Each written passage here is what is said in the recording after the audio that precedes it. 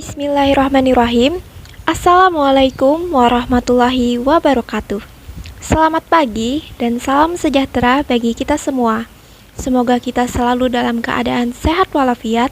Amin amin ya rabbal alamin.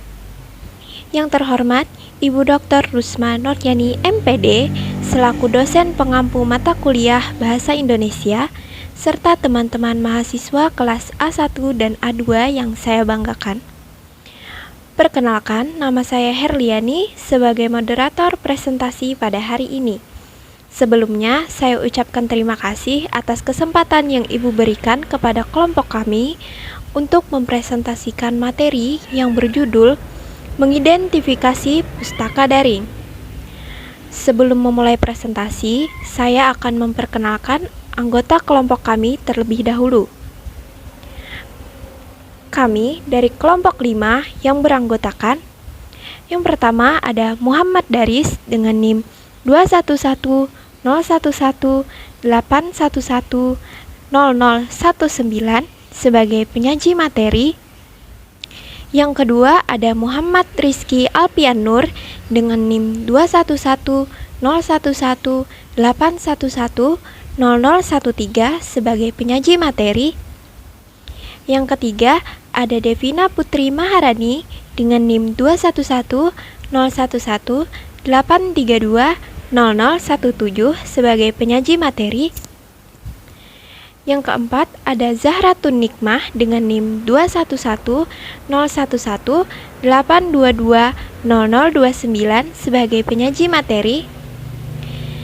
Yang kelima ada Alma Nisfia Safira dengan NIM 2110118320007 sebagai penyaji materi.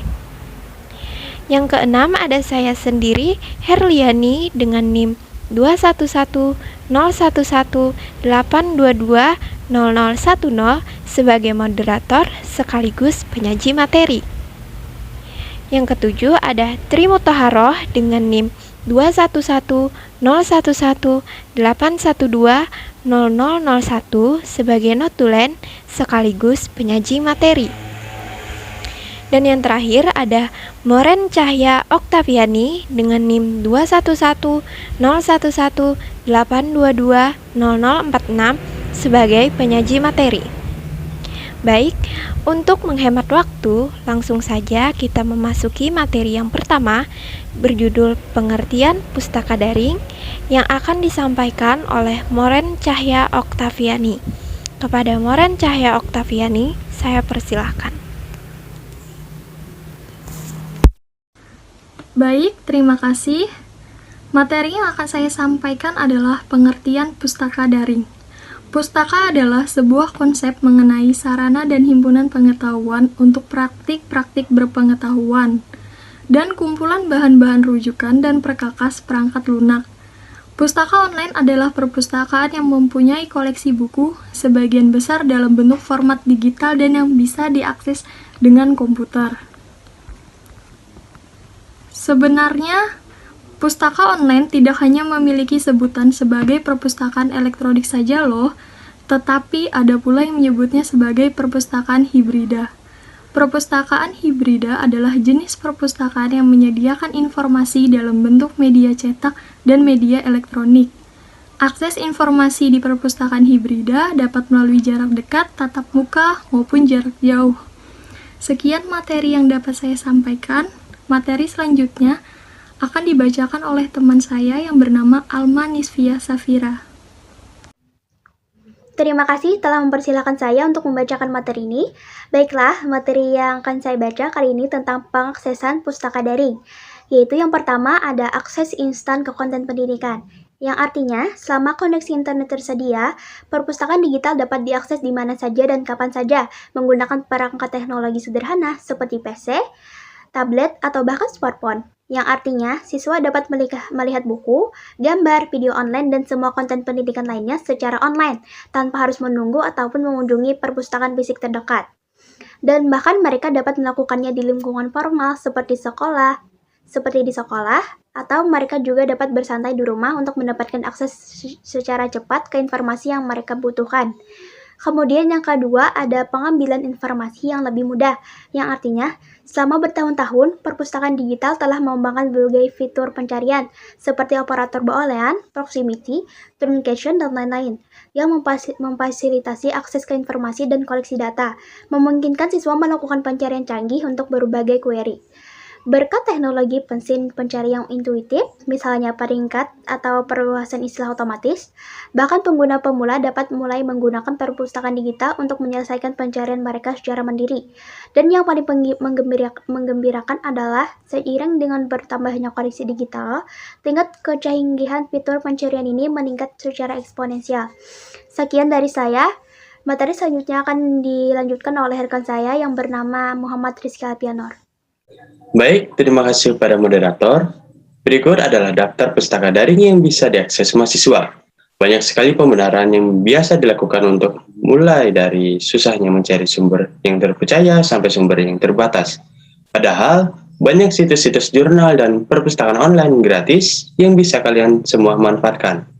Berikut ini adalah situs perpustakaan online yang dapat kalian manfaatkan sebagai sumber terpercaya untuk tugas kalian, yaitu yang pertama, dari Scholar, google.com, yang kedua onlinelibrary.wilai.com, yang ketiga garuda.ristekbrin.go.id, yang keempat search.crossref.org, yang kelima onsearch.id, yang keenam sinta.ristekbrin.go.id, yang ketujuh app.dimensions.ai, yang ke-8, creativecommons.org, yang ke-9, www.mendeley.com.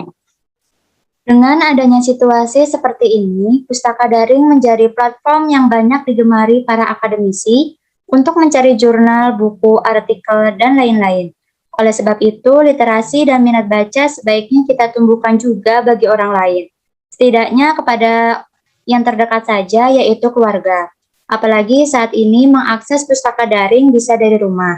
Apa saja upaya yang dapat menumbuhkan budaya literasi dan minat baca?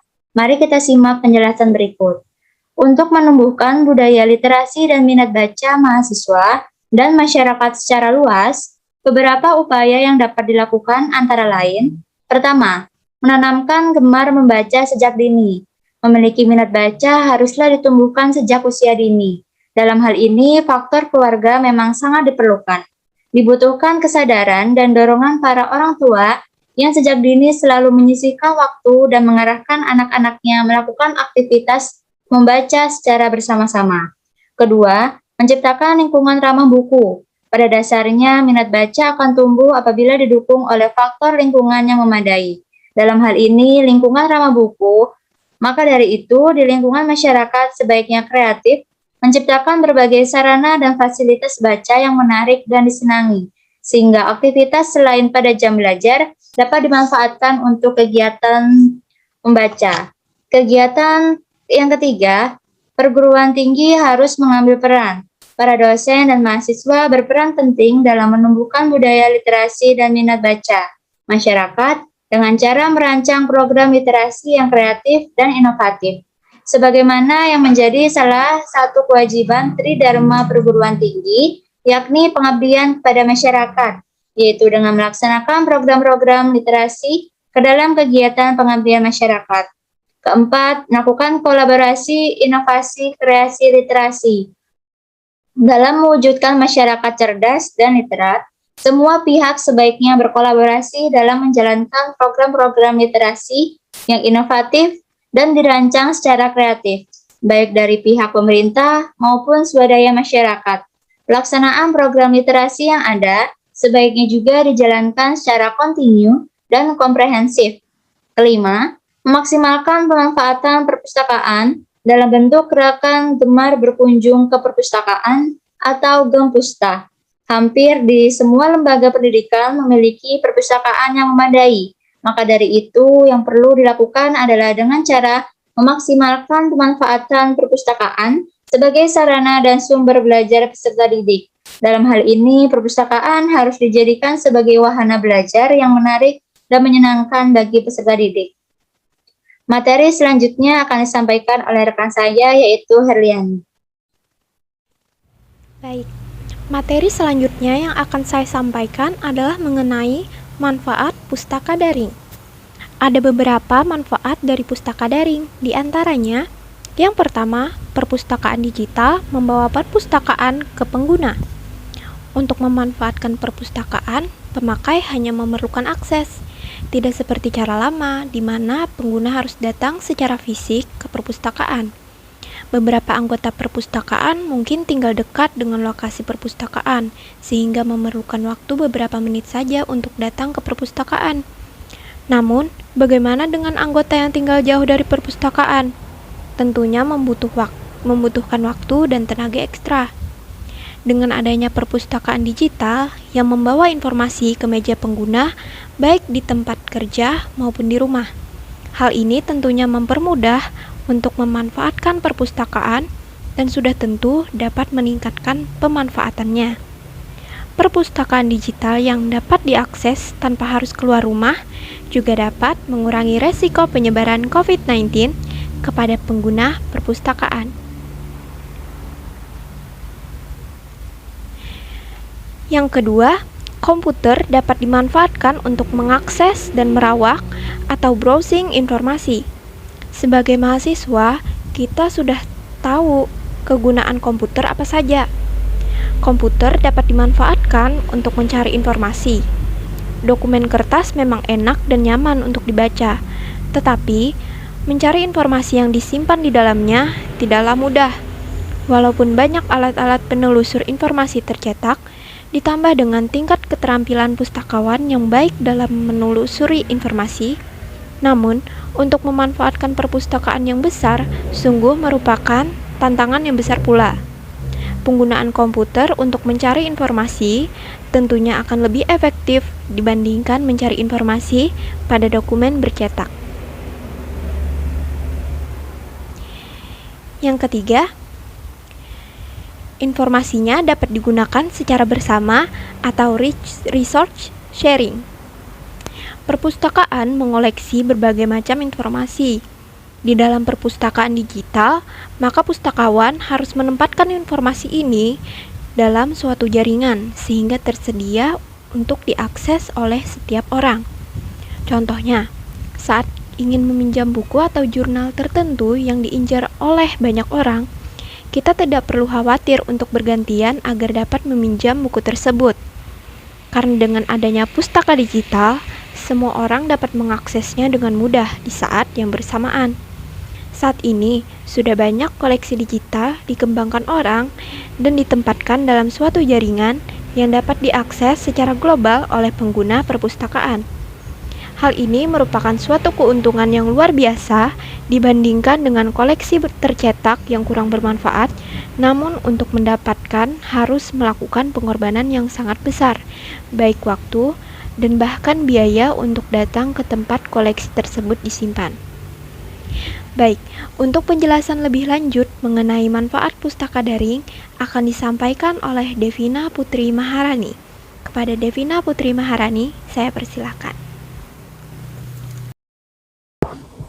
Baik, selanjutnya di sini saya ingin menyampaikan materi manfaat pustaka daring yang sebelumnya telah disampaikan oleh saudari Herliani. Yang keempat, informasi yang ada mudah untuk diperbaharui atau diupdate. Suatu keuntungan yang tidak diperoleh pada perpustakaan konvensional adalah bahwa perpustakaan digital dapat diperbaharui atau dimutakhirkan secara terus-menerus setiap saat atau secara real time. Dengan demikian, perpustakaan digital memberikan kemudahan bagi para pengguna untuk mengakses sumber-sumber elektronik pada waktu dan kesempatan yang terbatas. Pengguna bisa menggunakan sumber-sumber informasi tanpa harus terikat kepada jam kerja operasional perpustakaan seperti jam kerja atau jam buka perpustakaan. Yang kelima, yaitu informasi selalu tersedia sepanjang hari, sepanjang masa, dan sepanjang hayat. Pintu perpustakaan digital harus terbuka lebar setiap saat, sehingga pengguna dapat berkunjung setiap saat secara maya. Koleksi perpustakaan tidak pernah dibawa pulang oleh pembaca atau salah meletakkan di rak. Koleksi perpustakaan digital tidak akan pernah keluar kampus dalam arti fisik. sehingga cakupan koleksi bisa terus berkembang tanpa melihat batas fisik gedung perpustakaan atau dikenal dengan perpustakaan tanpa dinding. Perpustakaan digital tidak selalu sempurna, yaitu jika sistem komputer gagal atau jaringan komputer yang terhubung dengan server perpustakaan lamban. Tetapi, bila dibandingkan dengan perpustakaan tradisional, informasi yang tersimpan di perpustakaan digital lebih sering dapat dimanfaatkan pengguna kapanpun ia membutuhkannya. Yang keenam yaitu memungkinkan bentuk informasi baru. Perpustakaan konvensional pada umumnya menyimpan koleksi cetak. Namun, bentuk cetak tidak selalu cocok untuk disimpan dan diseminasikan atau dipencarkan. Pangkalan data mungkin cocok untuk menyimpan data sensus penduduk, sehingga dapat dengan mudah untuk dianalisis oleh komputer. Perpustakaan matematika tidak dapat menyimpan tampilan matematika, seperti tampilan yang ada pada kertas, tetapi dapat mengubah simbol-simbol komputer yang dimanipulasi oleh program seperti matematik atau Maple. Bahkan jika formatnya sama, koleksi yang diciptakan untuk dunia digital tidak akan sama dengan koleksi yang semula didesain untuk kertas atau media lainnya. Sekian materi yang dapat saya sampaikan. Selanjutnya saya kembalikan kepada moderator. Terima kasih. Assalamualaikum warahmatullahi wabarakatuh. Terima kasih kepada moderator yang telah mempersilahkan saya untuk melanjutkan presentasi pada hari ini. Perkenalkan lagi, nama saya Materi, saya akan mempresentasikan. Yang saya ingin presentasikan pada hari ini adalah kendala dalam pustaka daring. Jadi, dalam mengakses pustaka daring, ada beberapa kendala. Saya mengelompokkannya dalam 4 bagian, yaitu jaringan internet yang lelet atau lambat, harga kuota internet yang mahal, terbatasnya akses ke perangkat komputer dan smartphone, dan masih belum lihai menggunakan teknologi digital. Jadi, poin pertama yang saya jelaskan adalah jaringan internet yang lambat. Tentunya untuk mengakses aplikasi, harus menggunakan internet dan dibutuhkan jaringan yang lancar. Hal ini menjadi masalah kepada pelajar ataupun mahasiswa pada saat pembelajaran daring ataupun pengaksesan ke dalam situs pustaka daring. Karena dapat menghambat kita untuk mencari informasi. Yang kedua ialah harga kuota internet yang mahal. Harga kuota internet yang mahal juga merupakan salah satu hambatan yang dihadapi oleh pelajar ataupun mahasiswa, karena pada dasarnya tidak setiap siswa ataupun pelajar mampu membeli kuota internet yang banyak. Mahasiswa ada yang berkebutuhan yang kurang daripada kita, itu akan jadi suatu hambatan yang besar bagi dia untuk mengakses dalam jaringan seperti ini karena ketidakmampuan mereka untuk memberi kuota yang banyak. Yang ketiga ialah terbatasnya akses ke perangkat komputer dan smartphone. Akses untuk menggunakan pembelajaran daring tentunya harus mempunyai perangkat yang memadai. Ini menjadi masalah baru manakala pembelajaran atau pengaksesan dalam pustaka daring dilakukan secara online seperti ini, karena siswa diwajibkan punya perangkat berupa handphone ataupun komputer yang memadai. Ini menimbulkan beban kepada pelajar ataupun mahasiswa yang kurang mampu. Nah, dalam ingin mengakses pustaka daring, kita tentunya harus mempunyai smartphone yang memadai dan tentunya support untuk pengaksesan website. Itu akan menjadikan beban terhadap siswa manakala daring seperti ini. Sedangkan apabila kita offline, kita dapat ke pustaka langsung. Itu mengurangi biaya yang akan dikeluarkan karena tidak perlu menggunakan smartphone untuk mengaksesnya tentunya. Yang keempat ialah masih belum lihai menggunakan teknologi digital. Dalam pengoperasian seperti handphone ataupun komputer diperlukan pemahaman atau ilmu yang untuk menggunakannya. Pelajar atau mahasiswa yang baru pertama kali menggunakan untuk pembelajaran tentunya akan mengalami kesulitan karena keterbatasannya dalam menggunakan teknologi. Nah, di zaman yang serba daring ini tentunya siswa diwajibkan untuk menggunakan teknologi digital. Nah, orang yang baru pertama kali memegang atau mengoperasikan seperti handphone ataupun komputer, mereka akan terkejut dan tidak selihai orang-orang yang kebiasaannya main handphone ataupun pengoperasian komputer sehari-hari. Tentunya ini merupakan suatu faktor penghambat siswa juga untuk bisa mengakses informasi dalam pustaka daring. Mungkin itu saja presentasi dari saya. Salah hilap mohon dimaafkan. Selebihnya saya kembalikan ke moderator. Terima kasih. Baiklah, terima kasih kepada pemateri sebelumnya. Selanjutnya, materi yang akan saya sampaikan adalah perkembangan pustaka daring pada masa sekarang. Saat ini, ketika teknologi semakin canggih, pustaka online sudah menjadi sesuatu hal yang biasa. Bahkan di setiap perpustakaan atau di instansi pendidikan, perpustakaan online memang sudah tidak asing lagi. Bahkan setiap pembuatan skripsi wajib mencantumkan soft file untuk memudahkan memasukkan ke server perpustakaan online. Jadi perpustakaan online di masa sekarang sangat membantu. Meskipun demikian, tetap saja di Indonesia belum semuanya bahan pustaka bisa di-online-kan atau digitalisasikan. Memang ada banyak alasannya, ada yang karena penulisannya tidak berkenan, ada yang karena buku tersebut rahasia dan stoknya terbatas, ataupun bisa juga karena buku-buku lawas yang rapuh. Takutnya, jika di-scan semakin memperparah tampilan pustaka itu sendiri. Demi menjaga, maka tidak digitalisasikan.